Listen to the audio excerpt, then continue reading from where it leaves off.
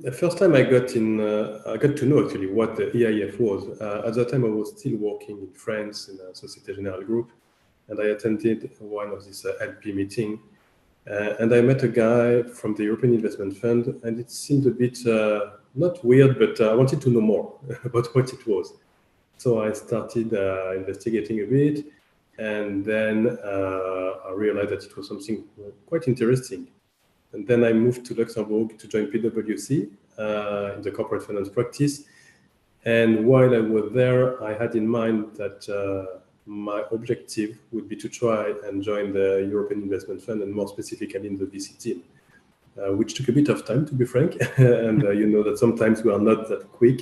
It was already the case also for hiring at the time. But I met a lot of people from the team, and I ultimately applied. There was no open position or nothing like that. I just applied. I had interviews with many people from the team, and again, it took some months at least before we ended up in just receiving a bit from nowhere, I would say, a job offer on my emails. I was a bit surprised, especially as it took so much time, that I just gave them a call saying, "Are you sure it was for me?" Just thinking that it was maybe a mistake, and said, "Yeah, that's for you. If you're fine with that, we can just agree on your starting date," which is what we did quite quickly, I would say. And I then started working in the VC team since day one in September 2010. 2010, it's almost 13 years ago. And what kept you for over 13 years at the European Investment Fund? What motivates you doing this job every single day? Sure. A number of elements. First of all, and I would start with something which I hoped would not happen and didn't happen, was a kind of political pressure, meaning that my fear when joining the EIF, knowing what we could be doing with the means and the organization behind us, I was just skeptical on whether there would be a lot of political pressure to make or not make some deals. And at the end, and this is something which I liked and enjoyed very much, is that there is sometimes some political pressure, but as long as you explain and justify why you make a decision, a positive or a negative one, our management has always been supportive. And this is something which gives you a lot of freedom in what you do, which is something I appreciate a lot. But besides that, what has kept me so long at EIF is that, first of all, the market has evolved a lot. And I've seen the role of EIF evolving a lot as well. When I joined, again, EIF in 2010, we were, I think, 7 in the VC team, making 200-300 million euro a year of investments into VC funds across Europe. And it used to represent 40-45% of the whole European market. Last year, we invested a bit more than 3.4 billion euros. We are almost 50 in the team, and this represents maybe 15 to 20% of the market. So the market has grown a lot, mainly in very positive ways. We have seen a lot of successes at companies level, at startup levels, at VC fund levels, and we see also a lot of attraction from this market to non-European investors, because there are lots of good opportunities. And Europe has definitely a role to play in the overall and global tech market. I hope so that Europe plays a role. I think it was more prominent in the 90s on the tech markets. Then I think we missed a little bit the digital revolution. Yeah. And unfortunately, it didn't create Apple and Microsoft. My question to you is, how do you see the role of venture capital on the European landscape these days? Yeah, I think it relates a lot to the EIF mission. Actually, when the EIF was created, the objective was to support, and is still the case, to support innovation and job generation within the EU. And if you look at the number of SMEs, so small and medium enterprises, which are making the economic framework of the EU, it's more than 90% of the companies are SMEs. Many of them, and the ones being now the more successful, are the ones which have embraced the digital revolution in a way, and which are also even further now developing that kind of, as we call them, disruptive technologies to continue and leading the wave for Europe to remain at the forefront of innovation.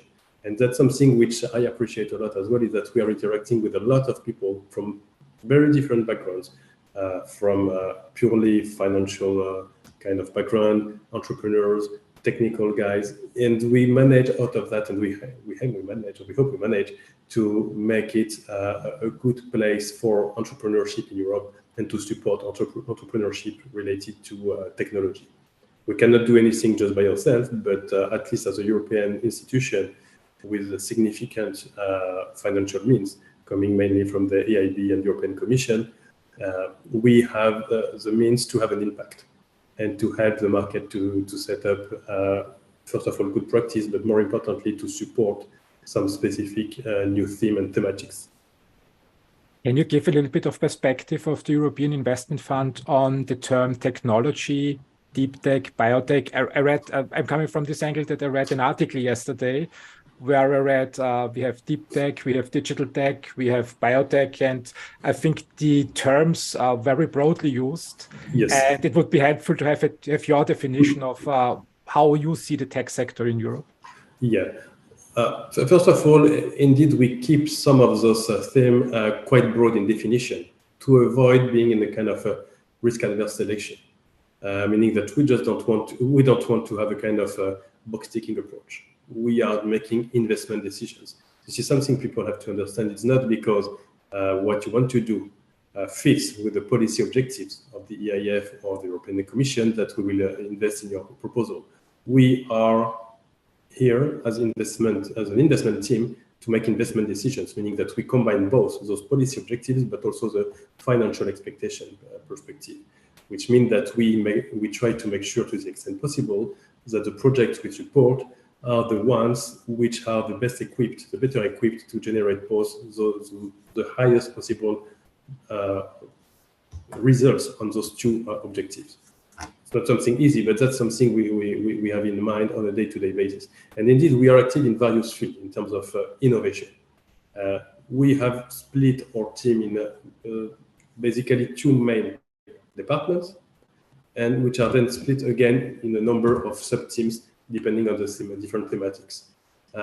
We have on one side the technology one, which is made of anything related to both what we call digital and communication, but also which is one of the team we have, and the other one which I'm heading, which is called disruptive technologies and innovation, which is more about deep tech in a way. And by deep tech, we mean all those sectors which have been identified as being strategic for the technological sovereignty of the European Union. And it gathers a very large number of sectors, starting with, for instance, space, so the new space economy, but you also have AI, blockchain, Web 3.0, cybersecurity, semiconductors, new technologies, industrial tech, a lot of things. And on the other side, we have what we call, in a more generic term, impact investments, but still related to technology.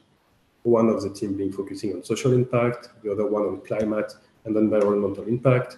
Then we have an infrastructure team, and the last one, which is called life sciences, which I think could be in between. So these are the kind of sectors indeed we are covering. For instance, talking about what is the definition of life sciences, it's quite broad. It can start from drug discovery to medtech. So it's quite broad. And again, it's done in purpose to keep those definitions broad so that when we find something of quality, we have hopefully the means to support them.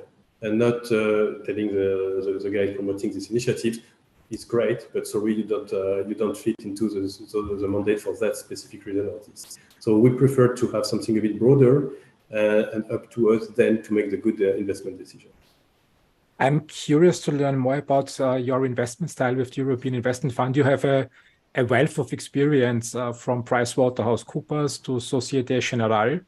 And when I tried to remember the times of the 90s, I'm now close to 50, so I was a student in the 90s. Everything was about the internet back then.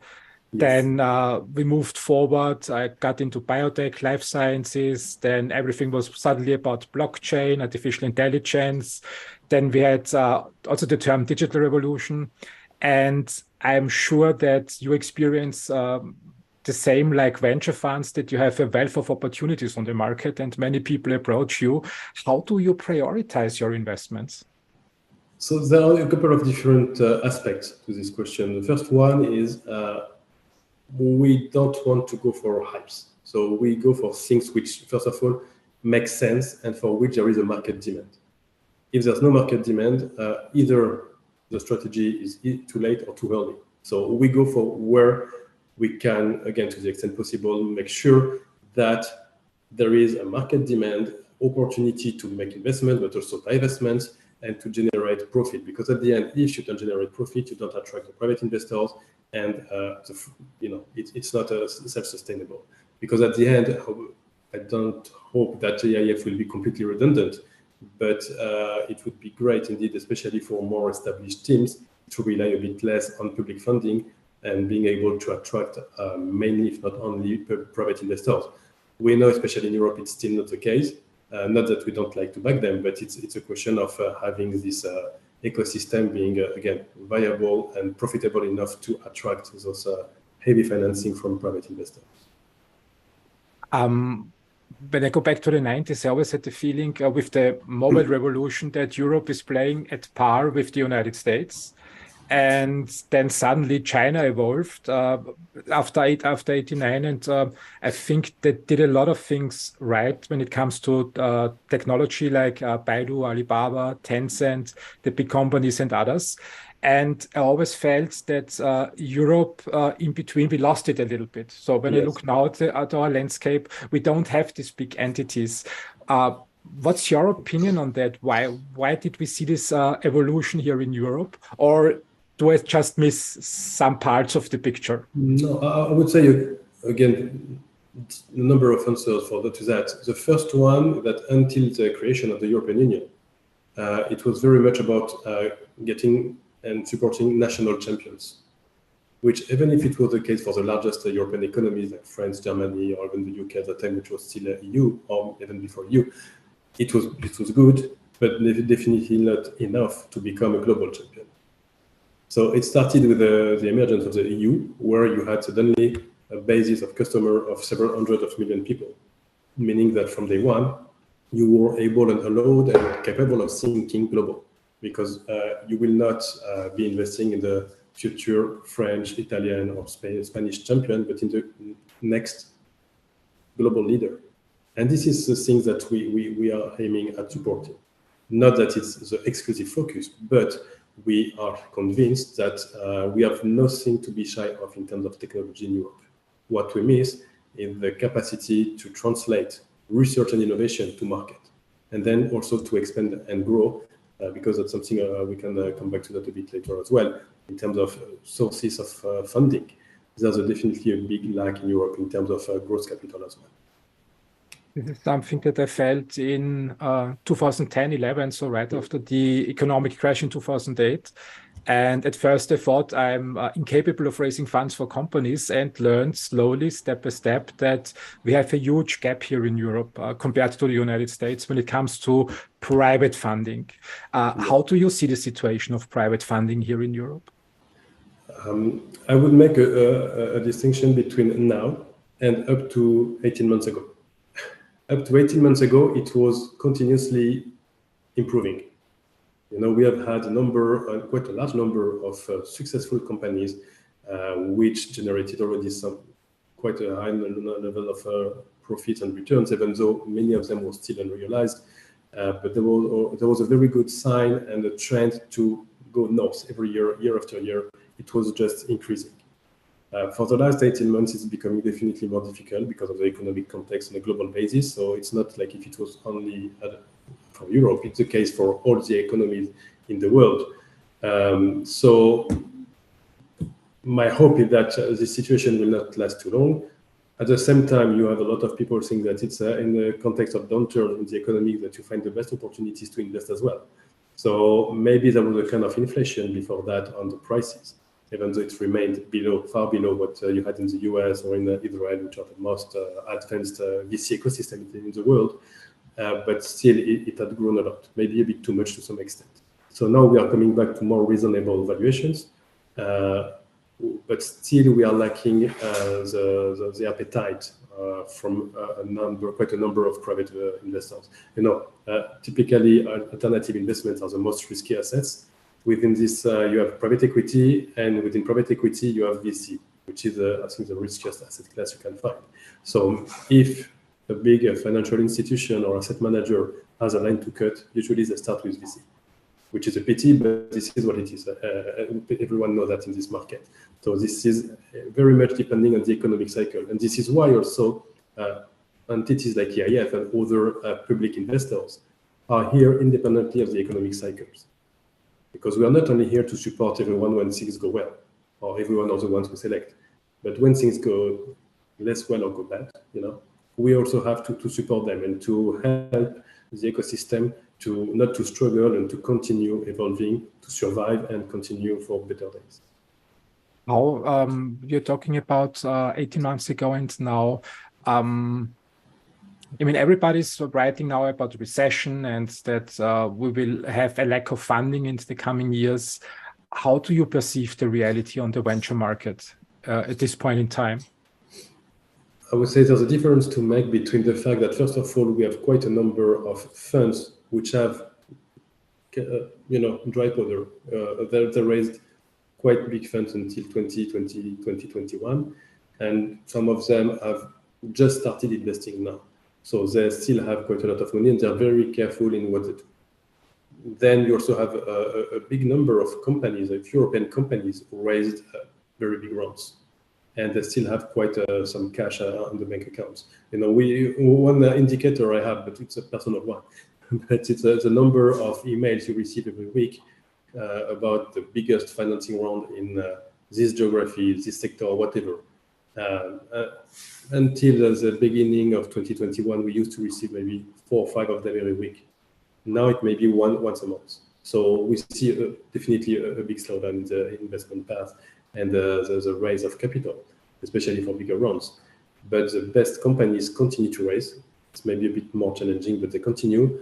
What we see as well is that the ones which were okay-ish, but not better than that, are definitely struggling. So there's a lot of concentration on the market, or entities just disappearing because at the end they were not that exceptional. I'm not saying that this is something great, but this is also the way this market works. Venture capital is made of failures. And the best successes are supposed to generate strong enough profits to compensate for that. Yeah, we need these failures, I think, to come to the successes. What I'm curious to learn from you is how do you see the difference in accessibility of venture capital at this point in time between Europe and the United States? You always perceive the United States as being far ahead when it comes to the availability of funding compared to Europe. And very often when I develop companies, the logical step is at some point in time, Series B, Series C, Series D, to take a step over the Atlantic and approach US-based investors. How do you see these differences? Yeah. I would say as long as we will not have an exit market working well in Europe, it will remain the case. Meaning that 85% of the exits are taking place in the US. Should it be through IPOs? Almost all of them happen in the US. 85%. In my view, I don't have the precise figures, but that's really the feeling I have. Either because those companies are acquired by US corporations, or are IPO'd in the US. You have very few entities in Europe with a strong appetite for acquisition. Even though some of them have money, they have cash on the bank account, but they're always risk adverse and they don't see and don't value. I think it's even worse. I think they don't value the potential synergies coming from that kind of acquisition of startups or bigger tech companies. And that's something that we see, definitely. We as a European institution have launched an initiative also to help those companies remaining European a bit longer, hopefully. It was at the beginning of 2023.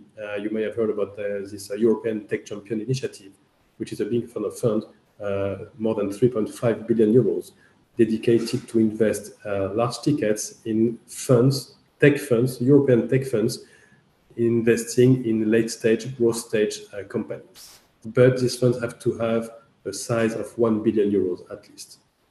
And the purpose of that is that once you have that kind of size, you become a real international player and you appear on the international landscapes by all investment bankers and everyone, meaning that it's not like now when you have this landscape where you have 1, 2, 3 maximum European players. The purpose is for the next 3-4 years to have at least 10 to 12 of that players active in Europe.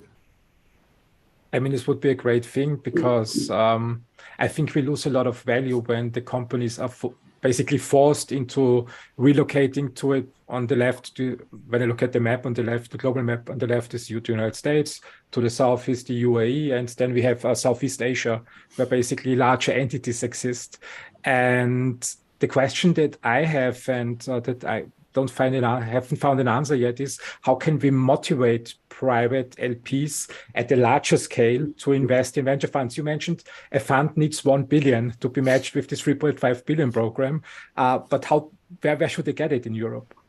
Yeah, that's a good question, because indeed we've seen a lot. Actually, what I've seen over the years is that the LP base, the typical LP basis of European VC funds has changed. Historically, it was a lot of insurance companies, financial institutions. We see more and more corporates investing, family offices, even some high net worth individuals signing smaller checks, but making it really interesting. What we are still missing in Europe is those huge pension funds capable of allocating 5 billion to European VC for the next coming years. We don't have that. So we have to actually balance the fact of attracting non-European LPs with the fact that we don't want them either to have too much of influence. Because again, as you know, the world it's a global market. There's a lot of competition. And again, as a European institution, we are hoping for Europe to remain more independent and sovereign. So it's always a tricky balance to find. We do our best. We are not the sole ones doing that, but we do our best. But sometimes it's difficult because you have a kind of unfair competition from some sovereign wealth funds coming with tens of billions or things like that. But we try to do what we can with a strong political support as well to keep those companies European longer. And a trend also we've noticed is that it used to be systematic 10, 15 years ago. It's less true now when you have, for instance, an American investor coming in, sending even a big check. They're not systematically asking for a relocation now, not anymore. They're asking for sure if the company hasn't done it yet, which is not that common either, to open a branch and a strong local presence in the US. But this is something that we see positively to the extent that the company remain registered in Europe with its main operations, its main, the majority of the headcount in Europe.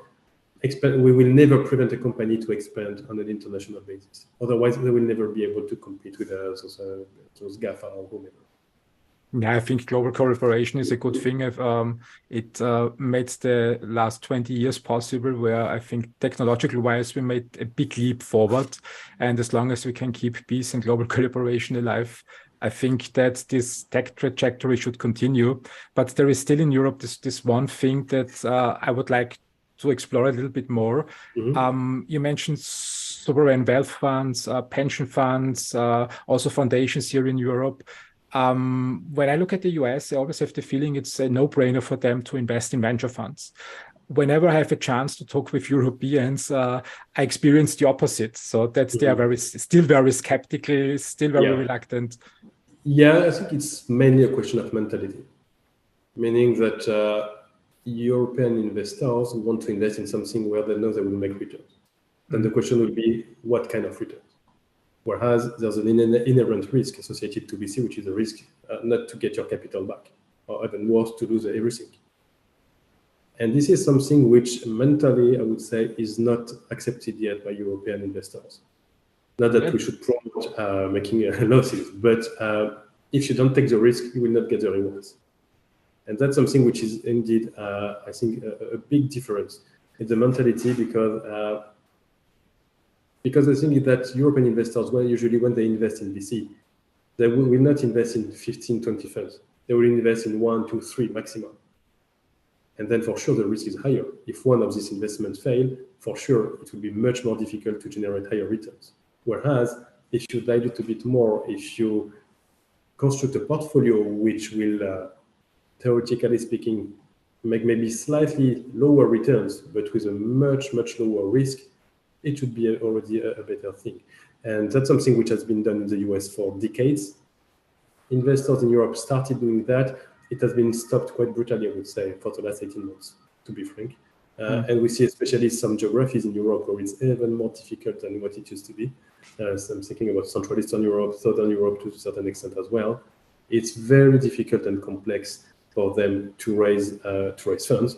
And I'm not even talking about first-time teams. I'm talking even about some more established players who have huge difficulties combining this global recession with the fact that, to a certain extent, many of them had relationships or links with Russia, which is just a no-go for everyone now. So combining those two elements, it's definitely becoming super difficult to raise money. And especially when, on top of EIF, in many countries in Europe, you have also what we call these national promotional institutions. So like BPI in France, KfW in Germany, GDP in Italy. So those public investment banks, investment branches, making significant efforts to support the local ecosystem by investing into national or local funds, and also sometimes non-local funds, but committing to invest locally. And when you don't have that kind of support, and again, when we receive an investment proposal, we are benchmarking all the proposals against each other, so we make decisions. We are a bit in a luxury situation now of saying no to good quality proposals as well, which was maybe not the case 10, 15 years ago. Now we are in this position of saying no to things which maybe 10 years ago would have been invested by us. And we know that when we say no to some extent in those geographies where you don't have a strong local public support, it means that it will not materialize. And that's why also we take time when we make a decision, because we know also the impact it will have on the local market possibly, but more importantly, in the first stance, with the people promoting those initiatives. How is this? I mean, I heard two topics. So one is localization, local support, and the other one is by big corporation risk appetite.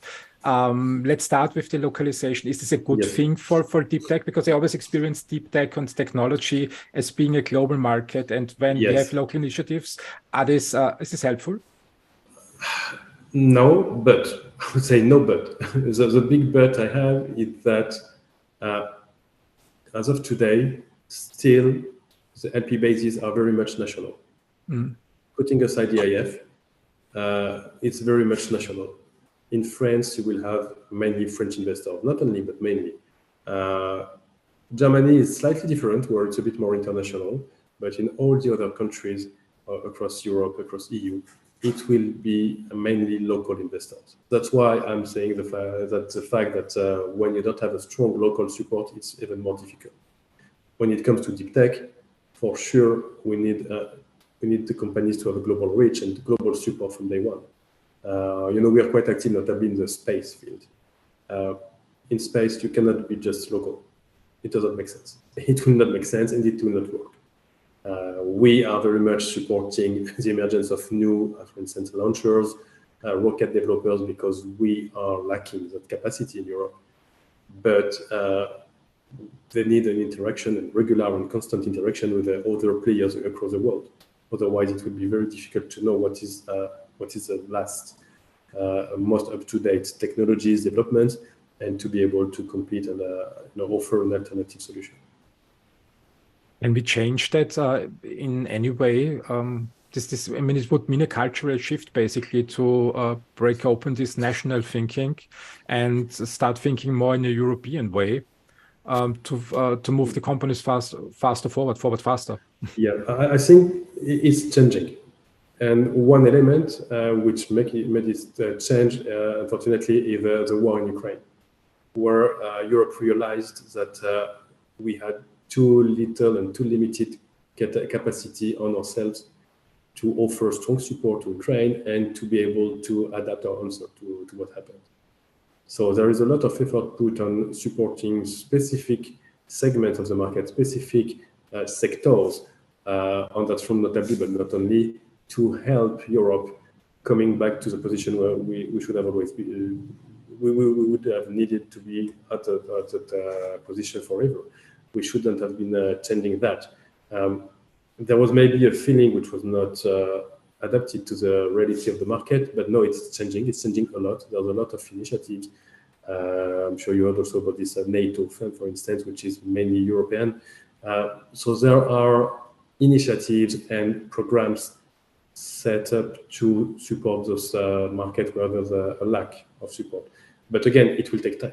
And you know as well as me that especially when it comes to deep tech, the time frame is even longer than for typical digital companies. Yeah, that's true. That's true. 10 to 15 years, I would say, is a minimum. And this also is sometimes hindering with the second part that you mentioned, the risk appetite of European larger entities. I mean, you don't get a return in six months or 12 months, but for those entities who can think in decades, and these are mostly all larger corporations, Yes. I think there is a good return opportunity there. How can we motivate them to move faster towards that direction? I think it's coming back to the question of mindset and education. If you're talking to an investor who will be checking the valuation of its investment every 3 months, it will never work for VC. You know, we have to make sure that they understand that when we invest in a fund, the typical market standards, 10 years lifetime of a fund, it's a theoretical approach, meaning that in most cases, it will be extended, and even more in the context of deep tech investments. But the main difference, and that's something they have to realize, and it will only go and be feasible through positive and successful examples, is that the potential is huge. You know, one of the sectors we are following is the quantum technologies. We are at the very beginning of something which has the capacity to be huge, but it will take time. But if it works, and when it will work, the impact will be on everything, you know, on the daily life of everyone in the world. But it will take time. But if you're from day one supporting this change, then you are capable of generating the higher returns. So that's always a question of measuring the appetite and the capacity to wait. And if those entities understand that it's a long-term business, it's a strategic investment on top of being financial, we are talking about strategic investments, then there's a chance that we can solve the issue. Otherwise, I'm not that optimistic. Yeah, and diversification, I think this is something that took a long time for me to understand, that when you bet on one company or on one venture fund team, then the risk of losing everything is very high. And diversification doesn't mean that you dilute the upside. It's just means that you cut the downside risk. And I can imagine that some European larger entities and smaller entities judge their success in venture investments by their first investment and say, okay, I mean, if that works, then I continue. If that doesn't work, I stop investing. Is this something that you also see on the market, or is it? I think something which is interesting to see, coming back to this question of time frame of an investment. Some 20, 25 years ago, there were quite a lot of investment in semiconductor hardware. There have been some huge successes, but limited in number. So what happened is that a lot of investors, run away from investing in this field. Now we see more and more people contacting me, with a real deep tech strategy. Some of them being exclusively focused on, for instance, semiconductor, which is not something I would have been expecting even 5 years ago. But why so? Because they're realizing, and we are all realizing, that we are too much dependent on other countries, other continents, when it comes to delivery and procurement of anything, all the things, the chips, everything we need, all the components to make even a simple phone or a laptop, a computer, whatever. We are not autonomous. We cannot do any as we want. We are depending on the willingness of China, US, other countries to provide us with what we need. And it can't be. It can be not anymore. And that's why we need to make sure that, first of all, we have the technological capacity and technical capacity to develop new technologies and new products, but also the capacity and this is something which is not yet addressed properly in the market for me, the production capacity. And this is something which can have a huge impact. If we are able to be autonomous when a European company needs whatever the quantity of components to build its new, should it be a quantum computer, a new mobile phone, a scanner, whatever, if we have the autonomy and the capacity to choose amongst European providers, we will not be depending on quotas or on who will be the preferred partner for strategic or geopolitical reasons. We will have much more power also toward the rest of the world.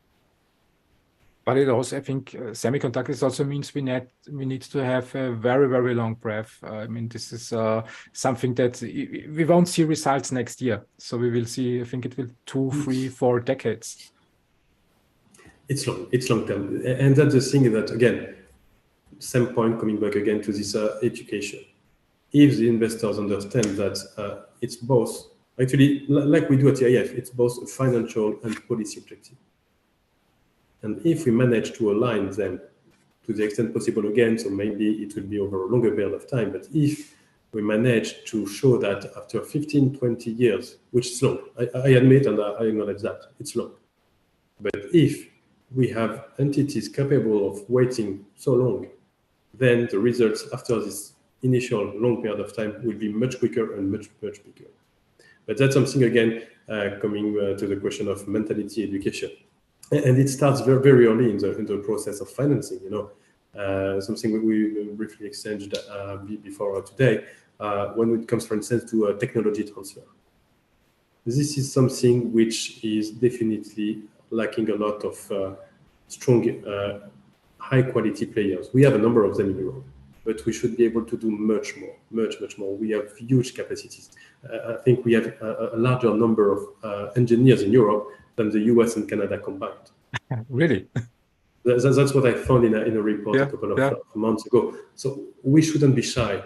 We have the capacity, we have the knowledge, we have the brain to innovate and to change the world. Then what we need is capital to support them, entities to support them, offering them the access to the customers, helping them marketing the product, because we have, I think, most of those engineers, unfortunately, are a bit lacking the marketing capacity in a way. So we see some of them in the companies developing that kind of thing, hiring people from the US, for instance, to market their products. We're fine, but it would be even better with European people doing that. It's a question of, again, first of all, mentality, for instance, with the universities, where you have a lot of research being originated. Sometimes it's very hard for them to accept to open the shareholding of the companies that they create, or to give autonomy to investment teams that we could help setting up to run a tech transfer type of fund. What I like repeating them when we discuss together is that it's much better to get even 40% of something worth hundreds of billions than 100% of nothing. Then they start to understand, to realize that indeed they should be more open, they should adapt. It's not because it has been developed internally that it belongs to them only, and they have to open it to the market. But this is something taking time. Again, it's a question of education, of persistence as well, because you pass the message once, it will not change much. If you continue saying the same thing, explaining the same mechanisms, and showing again, there's no big surprise. We are supported by successes. This is how we can promote the market and the European market. Successes show that it's feasible, and again, I think something which is also very important in Europe is that innovation can come from anywhere in Europe. One of the latest, biggest successes, UiPath company. It's originated in Romania. I think most people know the company in the US, know where it's listed. If you ask them where it originated, I'm convinced that 80% of them think it's an American company. Where has it originated? Out of Romania. One is sitting here. So the UiPath, I read ARK Fund's Cathie Wood's reports and saw the description of the company and thought, okay, it's a US-based company. And it came as a surprise now that it comes from Romania. This is, I think, a very interesting dynamic, because I reside in Austria, I sit here in Vienna. Many Romanian people are in Vienna, and Romania is not far away from Austria. And the first information I got from the company was via the United States. How is that? Why is that? From day one, this company had a huge advantage and USP. And what they did was maybe adapted quicker by US customers than European ones. Now it's a global company, so there's no question of where are the basic customers. So very quickly they had to move to the US. And this is something that we would have, again, we do not prevent that. We don't want to forbid that at all. Definitely not. But we would have loved to see this company remaining European longer, or hopefully until the IPO, and ideally an IPO in the European market. But it wouldn't have worked. Whereas now, this company was extremely successful, made a huge IPO, and is still quite well valued. We helped notably through three funds, which were seed investors in this company. So they made a lot of profits, which is great, and we are always saying to the GPs, we are happy if you become rich. It will mean that the companies are successful and will attract attention to the European capacity to source that kind of successes. Now, I mean, the capital flows back into the European ecosystem anyway. So when people make money, it's basically a good thing as long as they reinvest the capital. Yes, and something that people sometimes are struggling to see is that those companies, even though it has relocated formally, I think, in the US, still there's a lot of employees in Europe. And they're getting their salaries. They're making, some of them starting now, thanks to the success of the companies, starting their own initiatives, supporting the local entrepreneurs. So it's a kind of, cycle which we like to promote as well. Like there was back in the time, this kind of Skype mafia, as we called it, with all the early employees of Skype and founders of Skype having launched their own things which work now super well, starting with Niklas from Atomico, Niklas and Strom. So this is the kind of things we can promote. Now we are starting having that kind of successes, which hopefully will help attracting further capital back to the ecosystem, and it will be giving back to the ecosystem. This is one of the worries that I have when I look at the technology landscape in Europe. I think what works really well here in Europe is the early stage funding, especially the research-oriented funding with Horizon programs, European framework programs. I think they have a history of over 3 decades and have fostered world-class innovation, as you mentioned already. And then we have this big problem of tech transfer. Maybe we can dive, before we continue this, with the other part of the ecosystem, a little bit deeper into that. What I saw on the market was up to 90% equity claims from tech transfer offices, some royalties, and a lot of control intention. And 3 months ago, I had a conversation with Ashok Vikumar from CERN Institute, and he introduced the CERN model with 2% royalties, non-exclusive for the company. And he said, we need to move the technology very fast into a startup to help them find product market fit and then negotiate other terms. How do you see this tech transfer phase in Europe? Again, what I said, a question of education and mentality. Indeed, for the timing, there's a big sentiment that when you develop something internally, it belongs to you. Whereas if you open it to other shareholders, to customers, to a private market, then you'll be able to value it more and to help the ecosystem more. And that's also something that the European Commission, for instance, realized. I'm sure you are familiar also with the EIC, this European Innovation Council, which has been set up a number of years ago, with the EIC Accelerator, which is an entity providing equity investment into very seed and early stage deep tech companies, direct investments, contrary to EIF, where we invest through funds. They do direct investments. There have been some organizational issues at the beginning which have a bit delayed the disbursement, but now it works well. And you have a lot of companies getting some strong support, starting with a couple of 1,200 euros, but up to 15, 20 million. So it can be quite massive and be a life changer for the companies. So there's a lot of willingness to help and to support. Then again, public institutions cannot do everything. And that's why I'm asking for this support from private investors. We would definitely need that. Otherwise, and it will not be something good either for the market to rely exclusively on public funding. Otherwise, we end up in a very interesting economic system when the public sector invests everything and the private sector doesn't invest. Yes. I think this works well up to early stage investing, up to Series A here in Europe. And then my concern is that when companies relocate or when they need investors from the United States or somewhere else in the world, very often the entities in the regions where the investors reside grow faster than here in Europe. So how can we make sure that then capital also flows back to Europe so that we can evolve our ecosystem further? Mm-hmm. So one element, as I said, is that the fact that quite the number of the headcounts remain in Europe, and usually it's more the technical part which remain in Europe more than the marketing one, meaning that these are very capable people who have been there since day one, usually, because without them there would not be a product or a company. So they get quite decent return out of it, and a lot of them are very much keen on giving back to the community.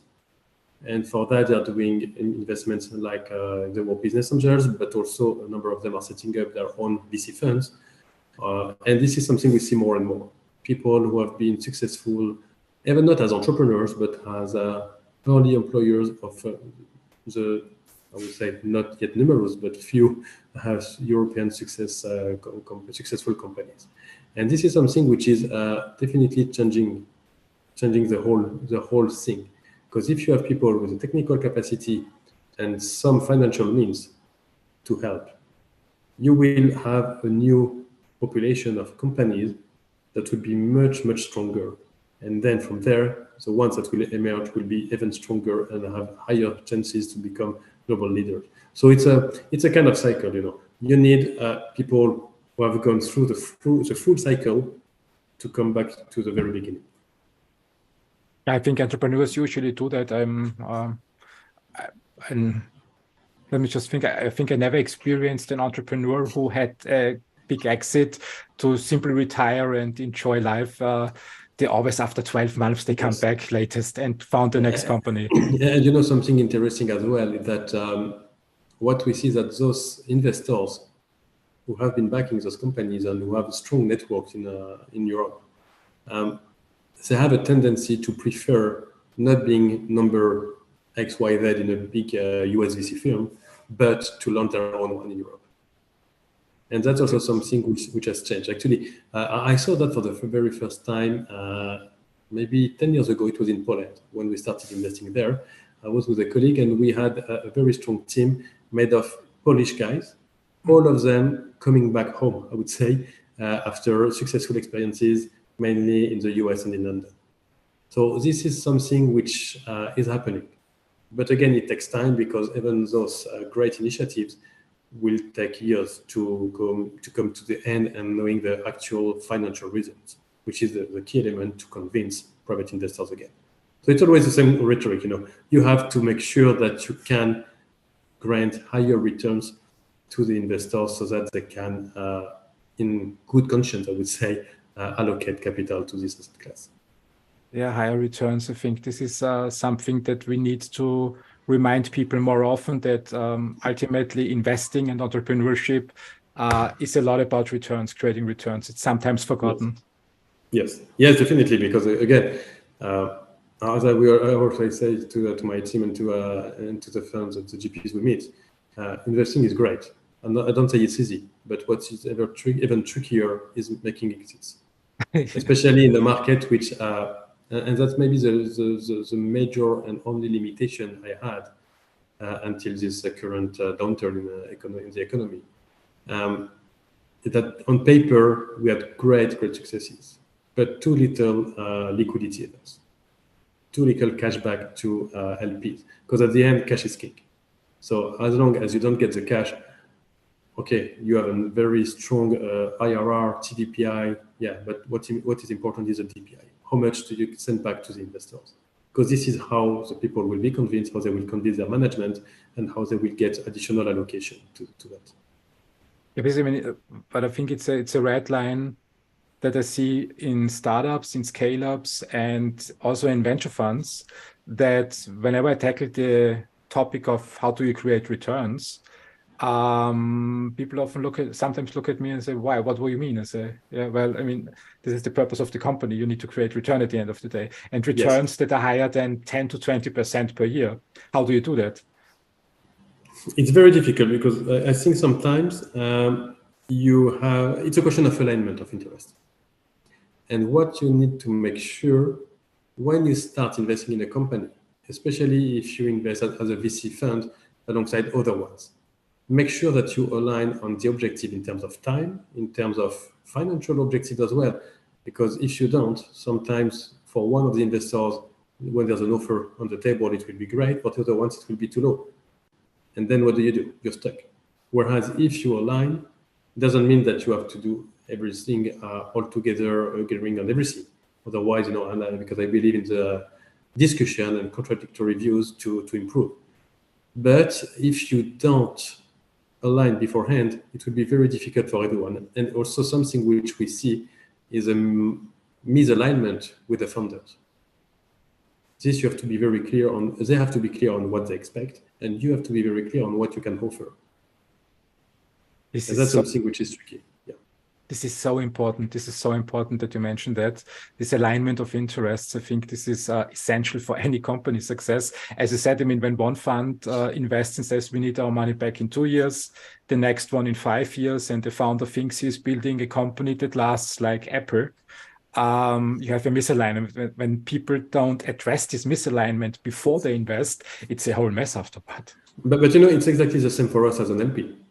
When we invest in a fund, okay, we may like, and I hope we do, we like the strategy, we like the team, but we also have to get an alignment of interest. Otherwise, it won't work. You have to make sure that the people are rightly incentivized, that they will be living in a sufficiently good manner to not to have a kind of day-to-day financial pressure on their life, but to become rich if they make huge returns for the fund, meaning for the investors, meaning for the private investors. Because this is how it works. This is a business model of VC. How do you manage that with your entity? How do you create this alignment of interests? What is your secret sauce? There are a number of elements that we look at. The first one is about the terms and conditions, meaning what is the management fee scheme for the fund. We always have a cap on the fees to make sure that over the lifetime of the fund, there's not more than a certain percentage which will be used for management fees. And that's why during our due diligence, which are known to be quite extensive, we go into the details, for instance, detailed review of the budget of the management company. We want to know what are the expected costs, depending on the fund size, depending on the management fee scheme, to make sure that the people, again, are not under stress on a day-to-day basis, but do not become rich by management fees. This we don't want. But for sure, we are very much happy for them to become rich through carried interest. So we have to make sure that the hurdle is reasonable, but at the same time that they have skin in the game, meaning that they put money as part of what we call the team or GP commitment. And this one is sometimes more difficult because we know that it might be a difficult point for some of the people, especially when you have younger people who have not yet had the occasion and opportunity to make to create some wealth, or when there's someone in the team with much bigger means than the other ones. So we always try to find the right level of team commitment together with a fair split within the team. And because for us, the most important as well is that they work as a team. We have specific clauses for key executives, in the funds, sometimes individual ones, sometimes collective ones. Similarly to VCs, when we invest in a fund, we invest in a team. I don't say that we don't care about the rest, but the most important part for me is the team. If the people are good at what they do, if they're capable of providing added value to the companies, added value that is quantifiable and that will make the difference. If they have a capacity because they have a strong experience, expertise, networks, whatever the reason, to access the best deals falling into their investment strategy. All those elements are very important for us. And that's why a big part of our due diligence is to referencing the people we may be working with. And so that's something I already said in a couple of occasions, but usually we ask for a list of people that we can call. And that's precisely the people we don't call. When just assume that the new fund team, a first-time team, comes together and says, okay, we want to create a venture fund, and approaches you. What do you recommend? Which information should they have prepared when they want to talk with you? Yeah. So first of all, I think people sometimes don't realize, but we spend a lot of time to talk and discuss with a lot of people who want to raise VC funds. And even in many cases, before they formally submit any proposal to EIF. Because first of all, we want to avoid the setup from sometimes just a legal standpoint, things that will not be investable should we have an interest. And then we give a lot of recommendations, but then the most important first thing is that we are not shy of backing new teams. But having invested in more than 600 VC funds, we will not just back a new one for the purpose of backing a new one. We will back a new one if they bring something different, if they have a USP, if they do things in a different way, if they are focusing on specific thematics, which is not correctly covered in the current environment. So we need to find this USP, and then know what you want to do, and be convinced, in order to convince us, be convinced that you will be successful in what you do, because you have a different approach, you have a different mindset, you have a different way of doing things, you have a different operational background. Make sure that you show us and you convince us that you will get access to those better deals I was referring to. Because otherwise, why should we back a new team? If it's just to put a team in place that will be competing against all the other ones that we back, it wouldn't make sense. Yeah, you need the ecosystem, or at least access to the ecosystem to get access to the deals. To the ecosystem, to the customers, to the investors from the interstate round. You need to be, to some extent as well, capable of challenging the entrepreneurs from a purely tech standpoint. So there are lots of ways to be different. Make sure that you find one which is really in your DNA, not something artificial. And don't try, the most important thing I would say is don't try to change what you want to do to please us. But rather convince us that what you do is worth getting some EIF support. I would like to explore this term USP a little bit deeper. You mentioned semiconductors before, and I happened to have bought shares in NVIDIA 2013, so it's a way back. And back then, the difficult thing was that really nobody wanted to touch semiconductors. Nobody wanted to touch chip industry. And every time when I brought up this topic, I got a hard pushback, and people looked at me puzzled and said, I mean, you cannot make any money with chips. It's a commodity. Nobody will buy that. And I think the hard thing also today is to have this contrarian approach, especially for new VC teams, for new fund teams, to be willing to operate in an area where nobody's looking at, because there is the opportunity. Yes. How do you handle this? I mean, semiconductors now, I know, and artificial intelligence, it's hyped, it's sexy, it's attractive, and when people invest and buy now, I see the downturn in 2 to 3 years latest, and they will burn a lot of capital. How do you handle these contrarian and hype approaches? And in regards to USP when funds approach you?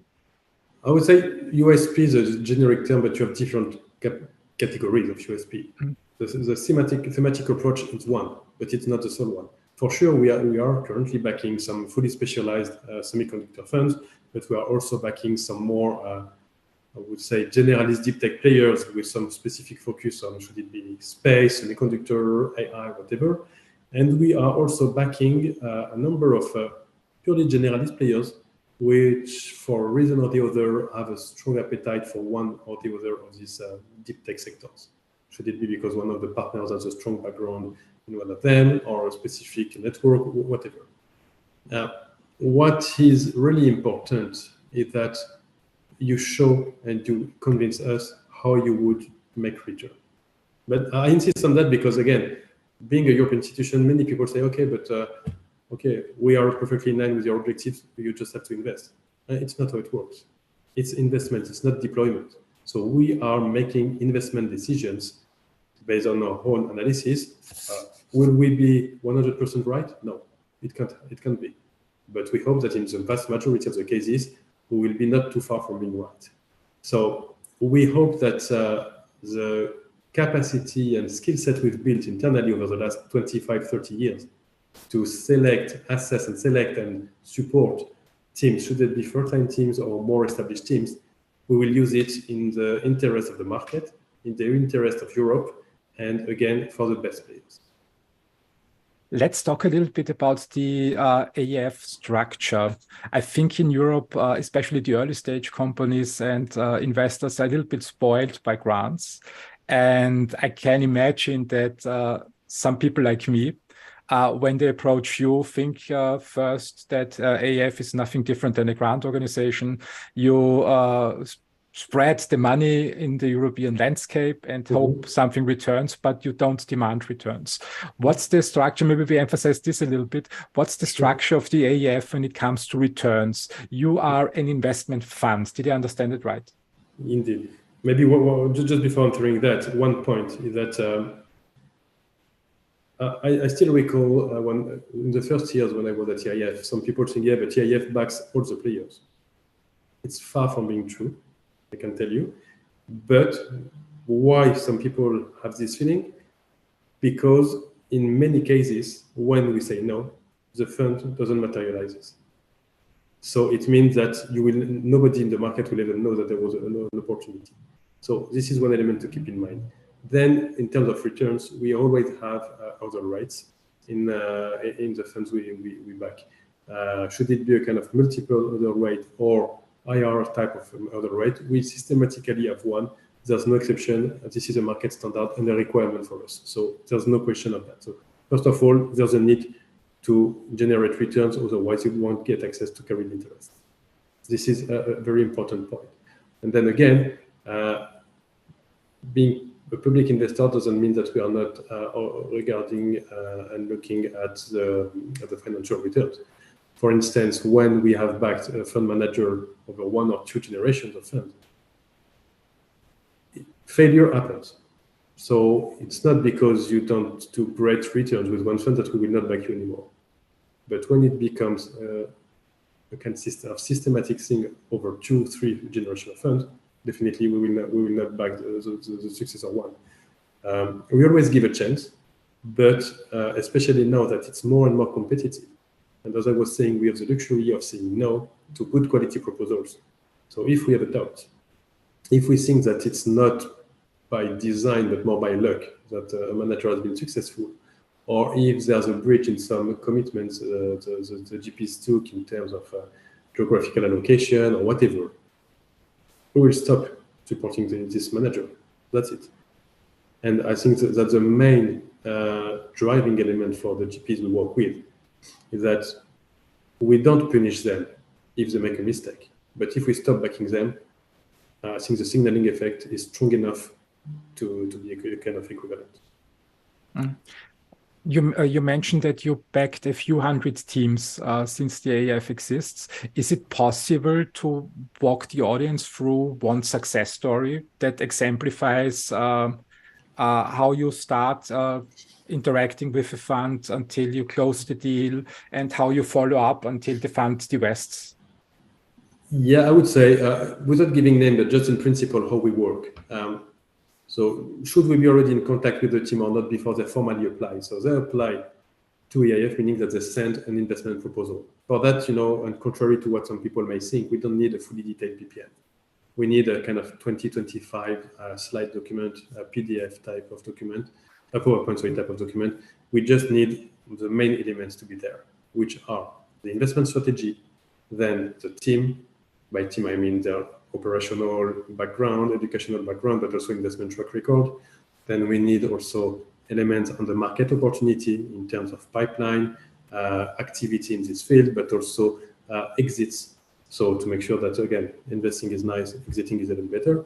And the last one is about what we call, in a generic way, fund parameters, which is made of both kind of theoretical fund model and the terms and conditions. So once we have all those elements together with the governance and the legal setup, we start the investment analysis. So usually, depending on the specific strategy of the fund, it's allocated to someone in my team or in another team within EIF. Then from there, should count on 4 to 6 weeks of including interaction with the people in charge within the team to discuss and to have a preliminary recommendation that will be discussed within one of our team meetings.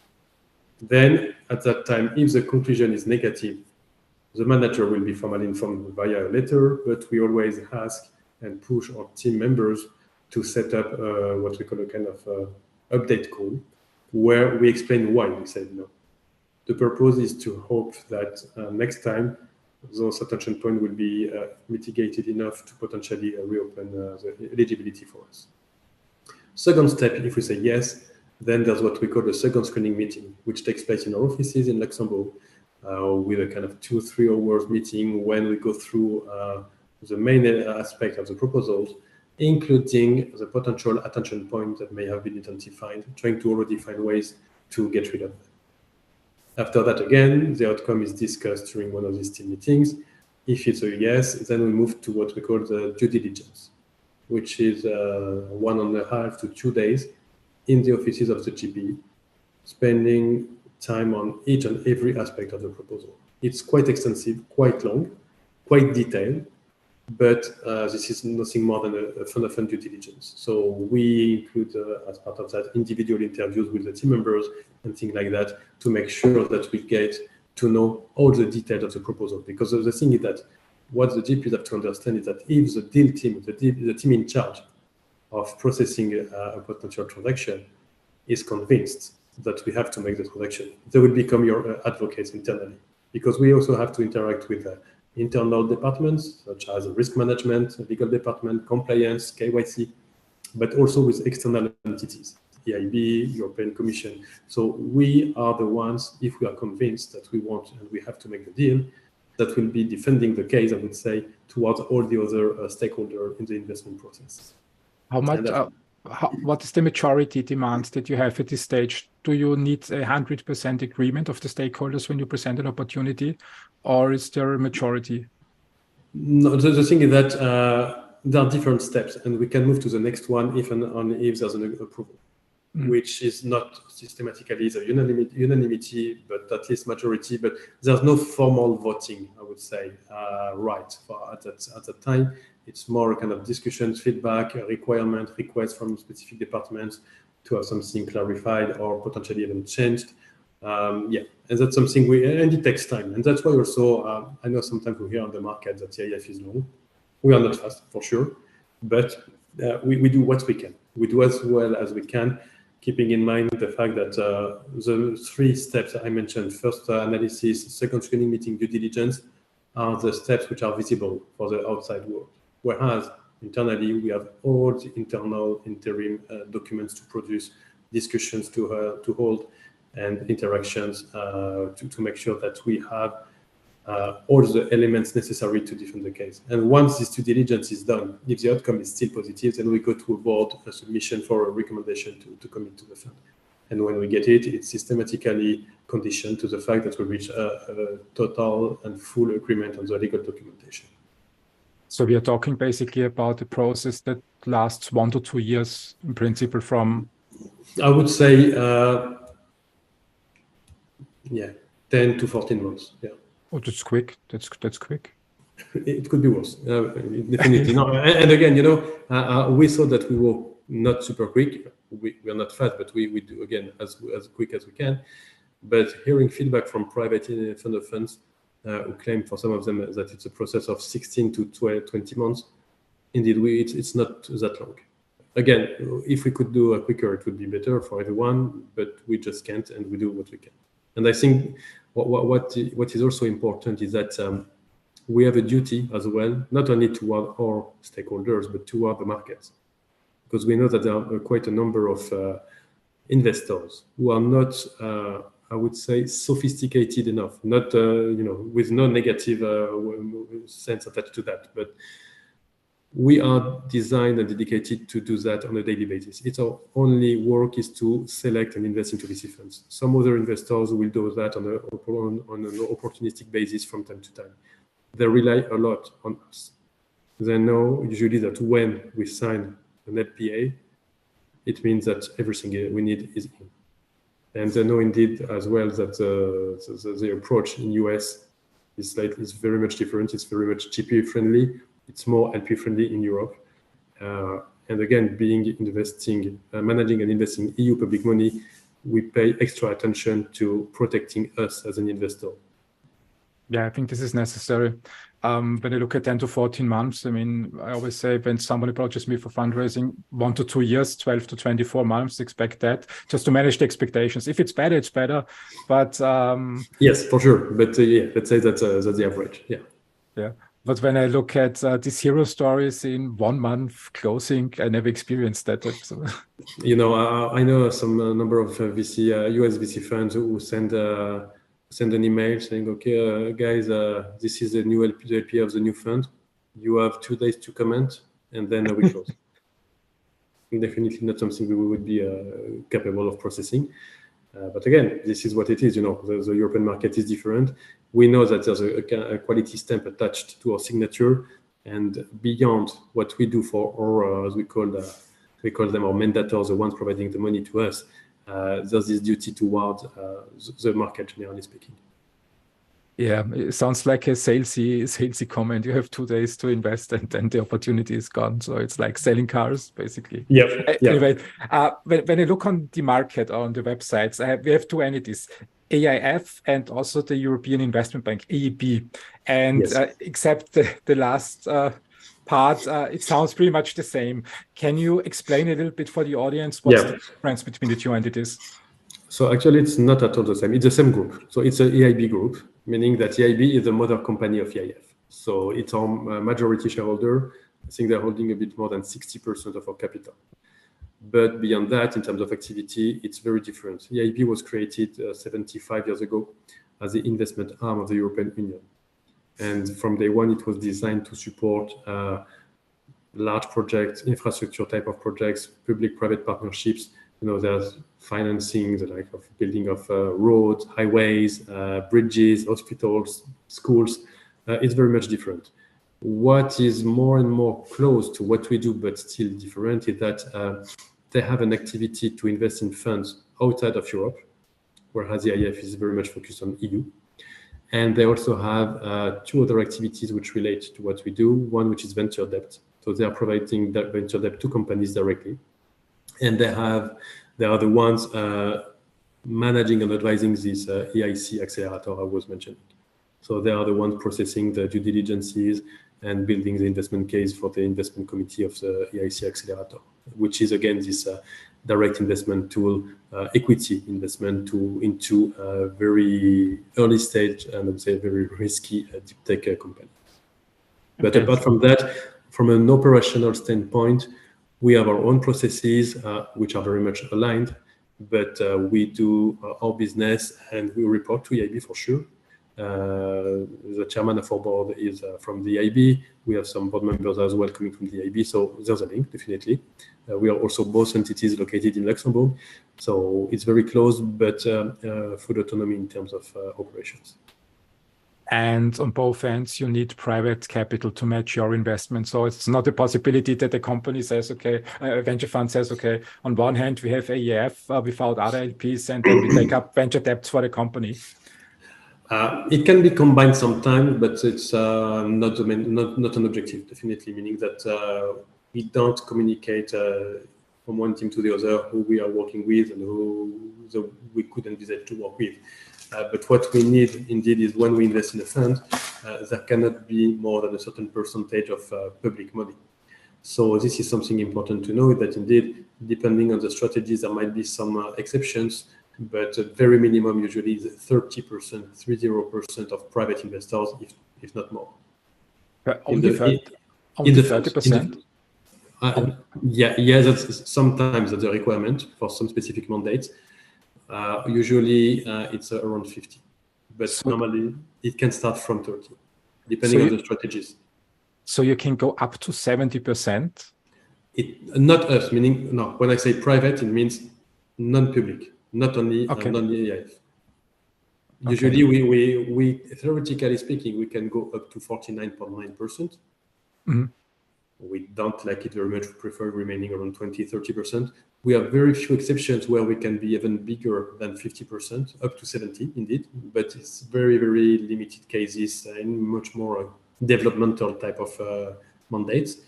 But for the mainstream activity, investing into VC funds, we have a strong preference to remain around 20, 25%. So your ideal case would be when a venture team has already 80% committed private capital and you fill up. No, they don't need to have the 80% ready yet. What we need is to see some traction. Some traction, some soft commitment, or even better, hard commitment. Because I think that when we sign an investment, it's systematically a conditional commitment, conditioned to a number of elements, such as this matching from private money, or as minimum fund size, meaning the size under which our commitment will not be effective. So yes, there are a number of elements associated to that. There's one question that I have in mind. Do you suggest a milestone plan then when you invest in a company, or do you invest everything up front in the No, we always send a commitment which will be called over time. So there's no milestones, but there are some specific templates to be filled by the GPs when they ask for new money to be sent over, to make sure that it's compliant with, first of all, with the mandate, but also with the LPA and with the general regulation. Good to know. When we look at the future of Europe, where do you see, what's your vision for Europe on the tech landscape? Where do you see the tech landscape in Europe in 10 years? I wish I knew. I think that if you look at all the capacities we have, it would be a shame not to be at least one of the few, if not the leading continent. Again, in terms of engineers, brains, people thinking about what can be done, what can be changed. There used to be this kind of paradigm where people say, yeah, US innovate, China copies, and Europe regulates. It's not the case anymore. There's some regulation, definitely, because, and I am convinced that in many cases you need some. But we are more and more considered as being an innovator continent, much more than anything else. And that's great. And again, those successes, like we mentioned, UiPath and other ones, as you said, sometimes people just don't even know it's European by origins. We need even more to show that we are not only good at thinking about new and disruptive technologies and business models, but also we can implement them and make them concrete successes. Yeah, I'm curious about the dynamics. I mean, what's your opinion on that? I mean, we have the US, we have the UAE, we have Europe, we have China. Do you see generalization everywhere so that every region tries to play in all fields? Or do you think we are going more towards specialization, that we say US specializes on one area, like continuing the digital revolution, Europe goes in on, for example, climate tech, and China? How do you see this evolving? I hope not. I hope there will not be a specialization per continent, basically. We have the capabilities to be much bigger than that and to develop much more broader companies than being focused on kind of silo approach.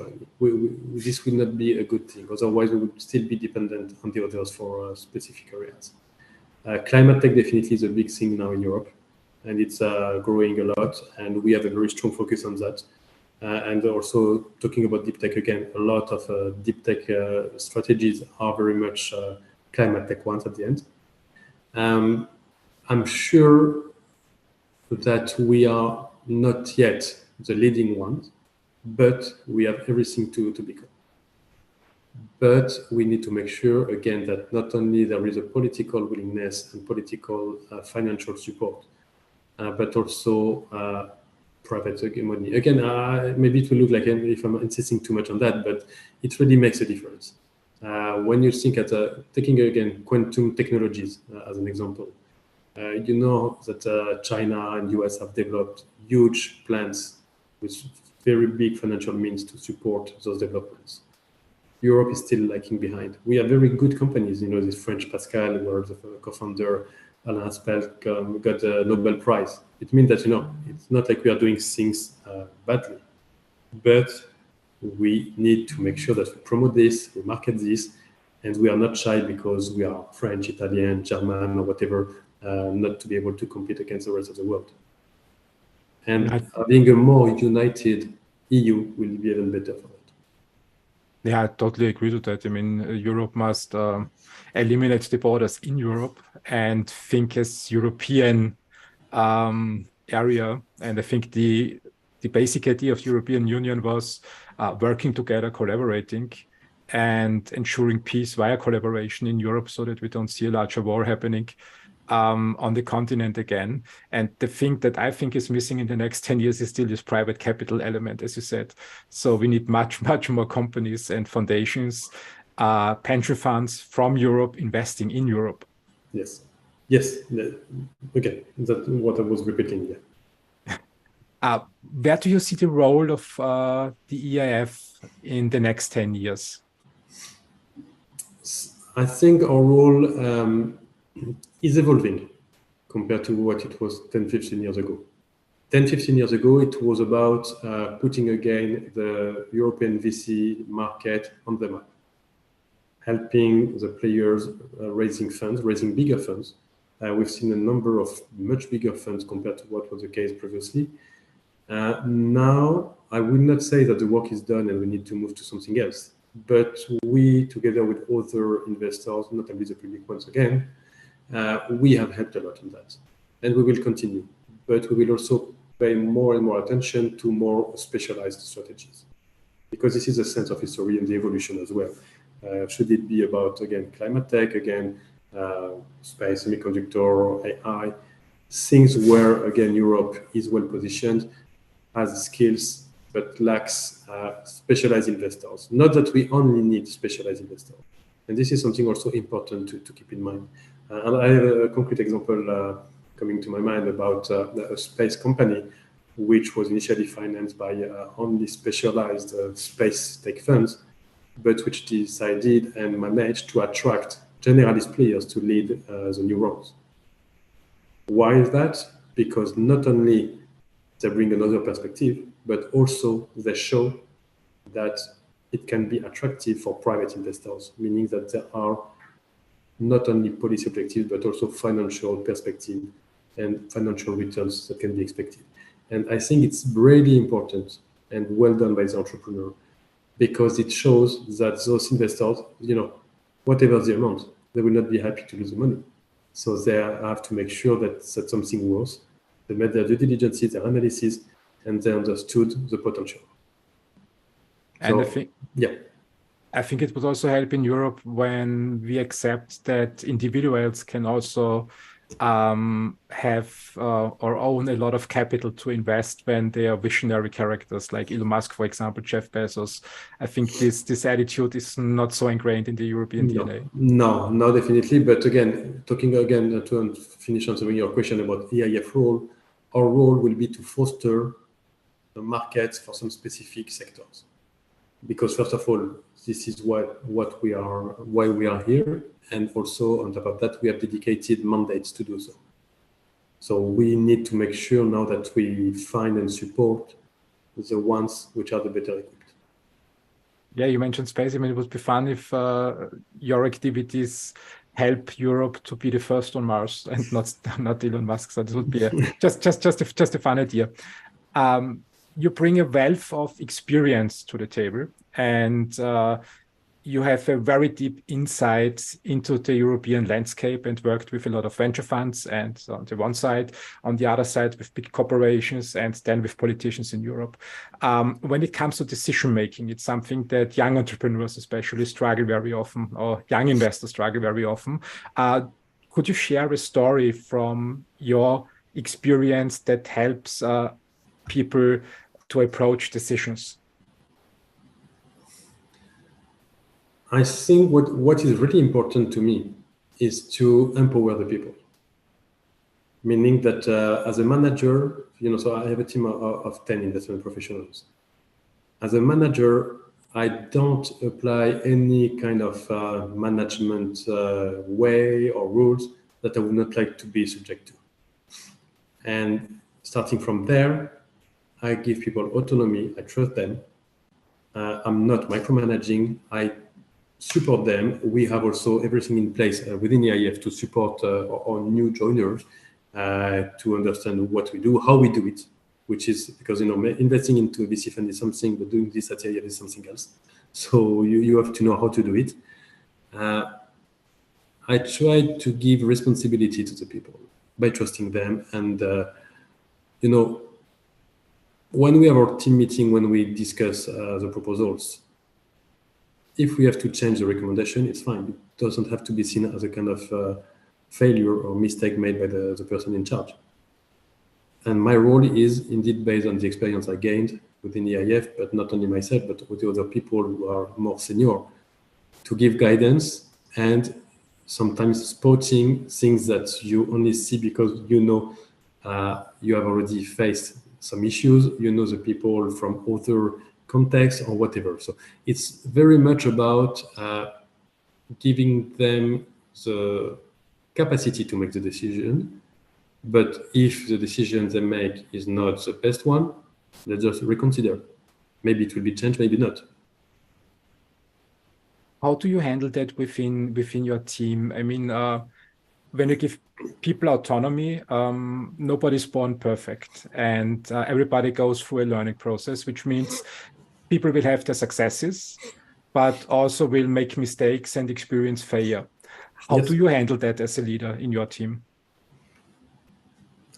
Something which is very important to me, that especially since COVID, where many people started to telework a lot. I'm teleworking today, so is to be present in the office first of all, but also, and more importantly, I would say, to have regular calls, update calls with each and every individual in the team. Meaning that usually we go through the workload and any other topic, but again, I try to be reactive on other ways that just is a regular fixed meeting. By emails, calls, WhatsApp, SMS, Signal, Teams, whatever, to answer any question. If anyone has any struggling because they just don't know how to process something, I always try to be reactive to help them, because I know that if at my level I'm not reactive and I don't help them getting an answer and processing the topics they have to address, then it will just slow down the whole thing. And yes, that's something I try to do. I hope I managed to do it not in a good way or not too bad. But yes, that's really my thinking, is that I'm not looking, especially for people who will be arriving at 8 in the office until 10 in the evening. To be frank, I just don't care. And I tell everyone in my team that I trust them as a starting point. If we have been hiring them at EIF, it means that we are all at the management level convinced that this is a good addition to the team. So we start by trusting them, entrusting them, giving them autonomy, and up to the extent that they deliver on what they have to do, it will be fine. And again, if there's something which does not work, can happen once. If it starts to be repeating, then I will have to become more micromanaging and things I don't like, but the person will not like either. So yeah, up to them to make sure that this trust relationship continues. What happens in the team? I mean, you invest in funds, and I also assume that from the hundreds of investments you did, not every fund is a winner. Yeah. And some statistically we lose. How do you handle these situations when your team experiences failures of funds? I would say, first of all, before knowing whether this is a failure or not, it will take time. As we said, it's a long-time business. I think I'm starting now seeing funds in which I invested when I joined the EIF coming to the end of their lifetime. But many, if not all of them, having gone already through a couple of extensions. So it's long term, and it will take time. So I can't tell now. What is always nice is when you have early exits, because you see quickly the concrete results of what you've done. But again, does that mean that because there's an early exit, it will be a big success at the end? We don't know. We will know in a minimum of 8 to 10 years. So we are tracking that for sure, but I would say it's not the main criteria.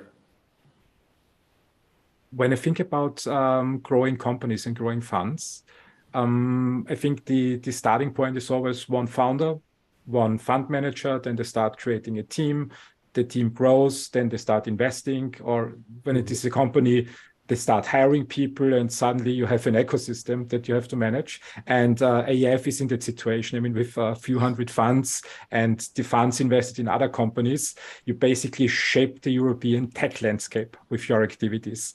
And sometimes I hear from founders or fund managers that this responsibility keeps them up at night.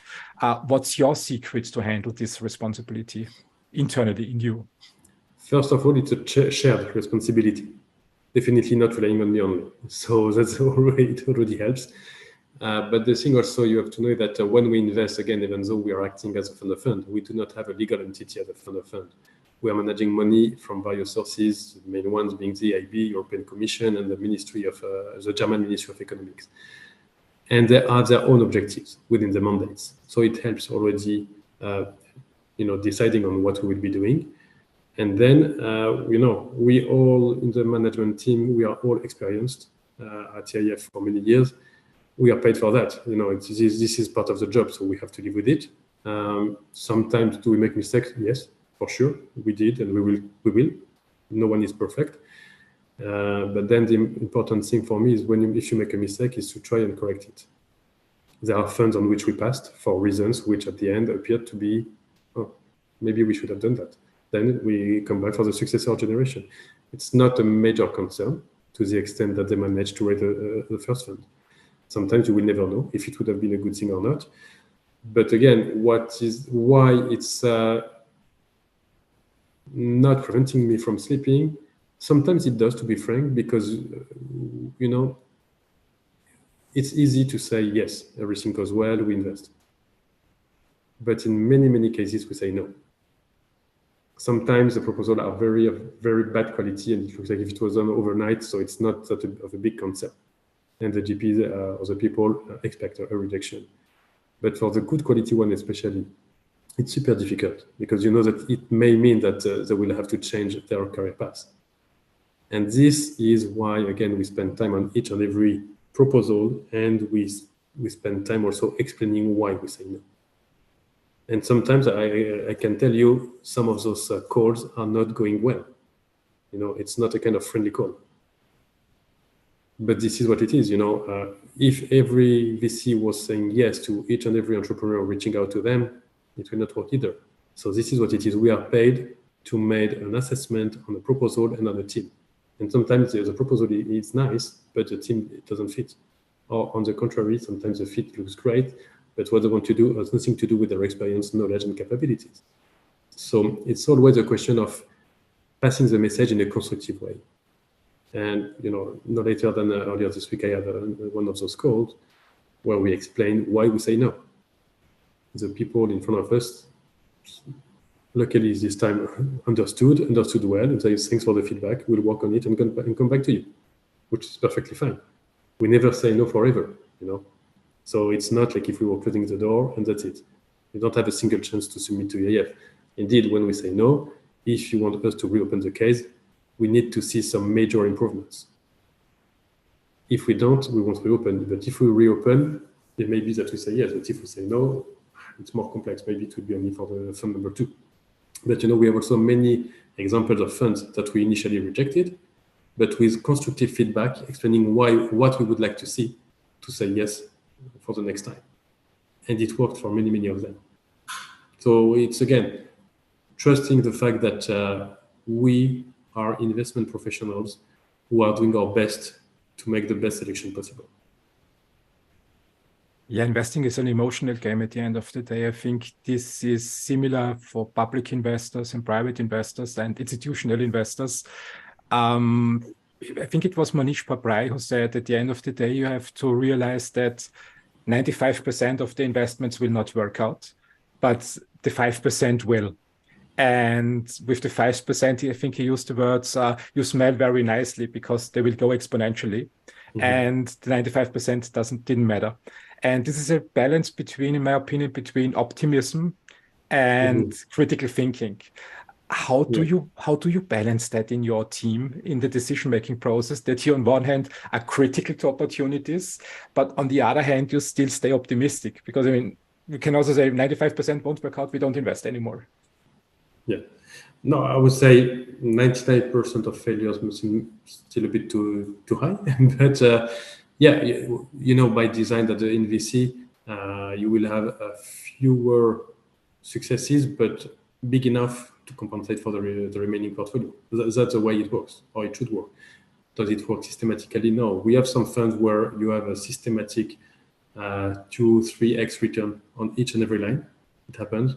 But in most cases, indeed, it's 1 or 2 companies out of a portfolio of 10, 15 that is definitely driving the performance. Yeah, let's hope that we will see more winners also here in Europe that bring back capital into the ecosystem and help keep growing the ecosystem. When we look at the situation here in Europe, and you would have the possibility to talk to a historical figure about the future of tech in Europe, who would this historical figure be and why? Good question. Who would it be? Historical figure. Maybe Albert Einstein. I would love to tell him that starting with his equation, there's a lot that we will be capable of doing from Europe, and that we shouldn't be shy and just expect that the others will help, but just be brave enough to take the initiative to do things that have not been done yet. And then hopefully it will turn out to be at least partly successful, which will be already a big achievement. Mm-hmm. That's great. That's great. When you could recommend a book or a podcast to the audience, which one would that be? I read this book, The Startup Nation, about Israel and why it has been so successful in terms of venture capital, and also why Israeli behave the way they behave, meaning that they do not hesitate to challenge their management, their executives, and whomever. And it enlightened a lot my vision and understanding of what are the drivers behind innovation and technology, especially in an hostile environment. Israel at the beginning was a land of desert, so there was nothing. And they are still surrounded by countries who at least don't like them, if not want to get rid of them. So they had no choice. When there's no choice, I read no later than this morning, following the terrible events that occurred in Israel, a quote from Golda Meir, which was this prime minister at the time of Yom Kippur War. And she said to I think it was Joe Biden, I read, who was visiting as a senator Israel at that time. She said, "Don't worry, we have a secret weapon." Then what was that? I said, "Yeah, we have no choice. We have to win because we have nowhere else to go." So when you have no choice, you have to do things which have an impact and which will help the future. And I think also that's a mindset is that you can fail, but don't hesitate to try. And if you fail, try again. If you fail, you will learn what you did wrong and don't do it again the next time. So you always have to build on what you've learned, what you've done, to see how to do things better. You can always improve, whatever you do. And I think that's, if you can improve on a daily basis, it's already quite nice. That's true. That's true. Israel is, I think, in my opinion, a huge success story when it comes to the startup and scale-up landscape. And it's amazing what the people in the country achieved. When I compare it to Europe, I think Austria has a similar size. But when I look at the availability of capital and development of the companies, I think Israel still stands out in comparison. Yes. No, definitely. And I think it also relates to the fact that a lot of innovation in Israel originates in the army. Which is also a very good basis to start new initiatives, should it be startups or VC funds. If you knew how many people working together met each other at the army, they were in the same unit or working together, it creates bonds that go beyond anything you can build in a friendly environment at school, university, wherever. And this is something which drives them and makes it so successful. Yeah, indeed. I heard this a couple of times. I also had other Israeli entrepreneurs on my podcast, and they mentioned the same thing. And one said that basically the army forms full teams. He said that many teams that met at the army, were trained there, worked together, then founded companies. And since they already knew it themselves quite well, they knew how to work together, they knew the strengths and weaknesses, and could start faster on the path to success with their companies than teams that came together the first time. How do you see that? Definitely, and that's why I said it's creating bonds that you will hardly find anywhere else. And that's, again, something which makes it so successful, is that, again, they have no choice, and they start with potentially military applications, but very quickly, from there, they take the technology and apply it to other industries, other sectors. And, look at the Waze or Wix or whatever other type of successes, it originated there, and then they managed to make it more global commercial successes. Yeah. And that's, I think this is coming back again, one more time, to this mindset topic. Not that you only need to be in an hostile environment to develop, but unfortunately, when you have no choice, you just have to do something. And every single day, so executing, standing.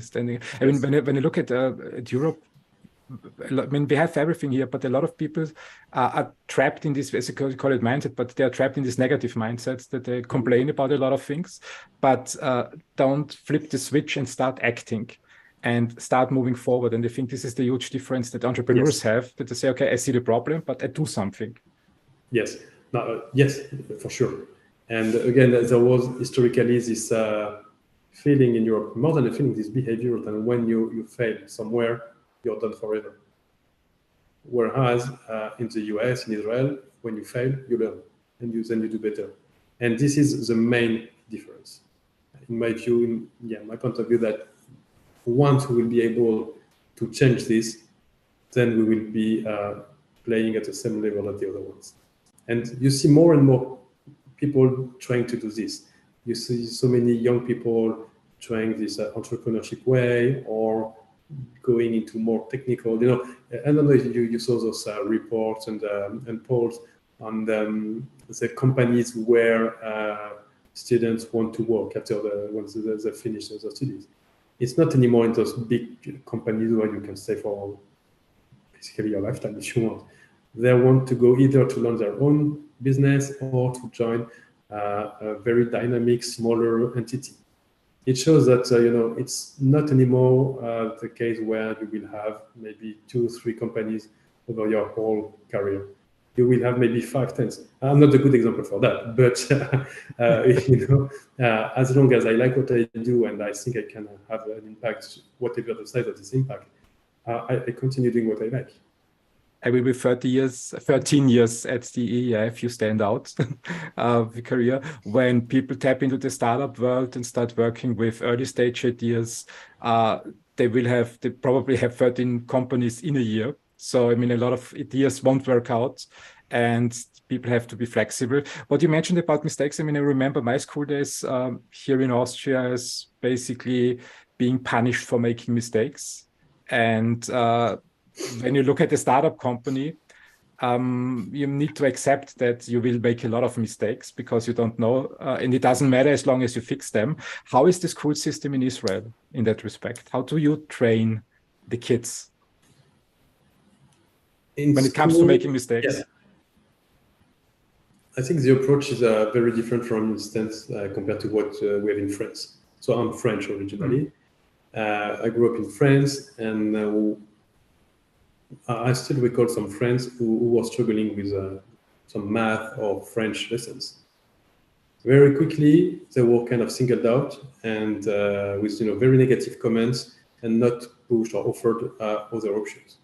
In Israel, it might be a bit different. I don't know enough to give you more details, but I have some family there with kids. At least when a kid is excelling at something, he is identified and pushed forward, meaning that they give him the opportunity to develop further, which is something, I'm living in Luxembourg when my kids are going to an English school. And this is something I like very much. That's when the kids are doing good in some specific topics, they are given the opportunity to go even beyond that and to do further. And that's something which is very important for the self-confidence of the kids, for their capacity to think that they can do more than what they are asked to do. And if you don't have this mindset that you can do more, you will never do more than what you're asked. And that's maybe the limiting factor we have still in Europe to some extent. Yeah, I think it comes back to mindset. When I remember my school days, I think there was a lot of effort in working on the weaknesses. And when people had strengths, it didn't really matter because, you're strong anyways in that area. So why should you work more in that direction, work on your weak points, which led to the situation where we often that when someone really was bad in mathematics or languages, they had to spend a lot of time in things they didn't want doing and couldn't pursue their passion project. It's good to hear that schools exist also in Europe that handle it differently these days. Yes. Again, it's everything is the same in life. Should it be at school, at work, or anywhere? If you like what you do, you can do a better job. It's as simple as that. This is probably the most important lesson for entrepreneurs and investors. They really should like what they do, because venture funds, when you back a venture fund, they are in for at least 10-year game, and it's not over in 6 months. No, definitely not. If you change your mind after 6 months, it would be a bit more difficult. Yeah. David, I'm through with my questions. Do we have? Is there any question open that you would like me to ask? No, but maybe just a message to pass that, EIF might be perceived as being a bit of a complex organization from the outside, but don't hesitate to reach out to us. If you have an interesting project, if you are a new GP with a strategy which makes sense and where you can show that you will be doing a good job, let's discuss. It may not result in a commitment or in a financial support, but at least, I strongly believe that the more people you know, the better things you can do. And if you don't do, if you know someone and it's not to make a kind of VC fund investment, you can think about other things. We are always helping also the funds we support when they're asking if we know people in one or the other field, because they need to hire new people. So it's an ecosystem which is very much interpersonal. So we all need to make sure that there's a strong support and we help each other. And again, EIF, we have the capacity to do meaningful and structuring things. Just give us a chance to let us know what you do if you're not already in contact with us. David, what's the best way to reach out to you and the EIF? I would say if you don't already have a direct contact with an EIF, usually we are quite a number who are quite active on social networks, so easily reachable. If not, you can very much also contact the kind of generic address, email address from EIF. But always better indeed if you have a direct contact. So don't hesitate to reach out through LinkedIn, Twitter, X, or whatever. We will be happy to follow up. David, thank you very much for your time. I enjoyed this conversation very much, and I'm happy to learn more about the activities of your organization and how you shape the future of Europe. Keep up your good work and move Europe forward into the pole position. We'll try. Thank you very much. Thanks a lot for this discussion. It was really, really pleasant. Thank you. Have a great day. Bye.